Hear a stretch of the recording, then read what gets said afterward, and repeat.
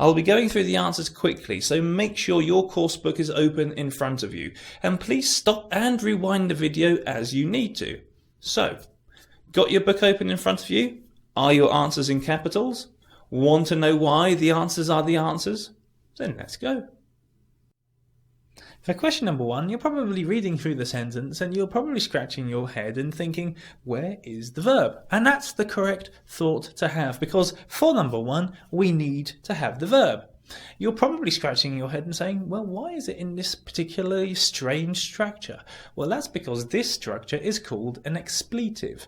If you don't know what expletives are, then go now check a good grammar book or the internet, type in grammar expletives. Make sure you type in grammar expletives and not just expletives, because that will show you something completely different.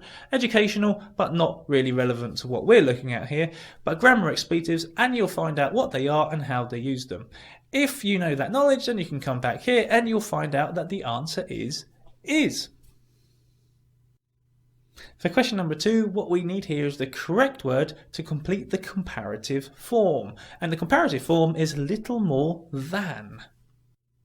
Question 3, language patterns. You enable someone plus infinitive. Here, the answer is to. Enable someone to sleep and ...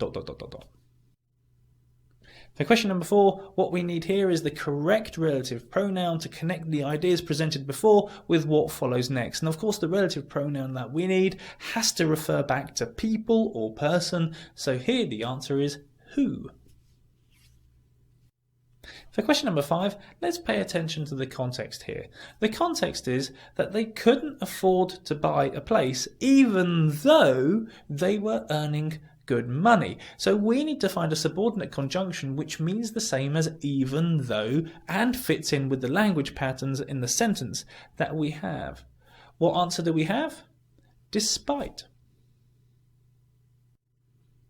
Question number 6, we don't see these very often, but when we do, they are to be considered a gift. Anything to do with verb forms is a gift. What type of sentence do we have here? We have got a passive sentence. What don't we have here is the correct form of the verb be, which forms the passive. What's the answer? Was. Question number 7, let's just finish the expression with the correct preposition. You live somewhere for a certain amount of time, which is why the answer is for.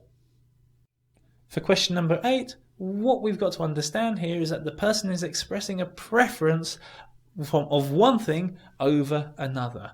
Given the structure that we've got, I would much rather, and there's our answer, do something over something else. So here the answer is rather.